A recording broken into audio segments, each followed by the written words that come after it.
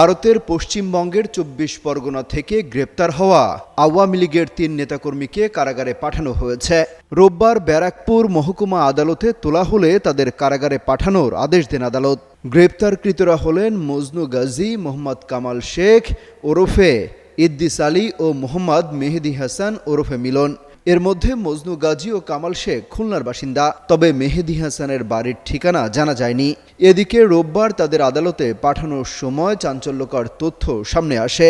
জানা যায় তারা তিনজনই বাংলাদেশের সাবেক ক্ষমতাসীন ও সম্প্রতি নিষিদ্ধ হওয়া দল আওয়ামী লীগের সক্রিয় কর্মী ছিলেন।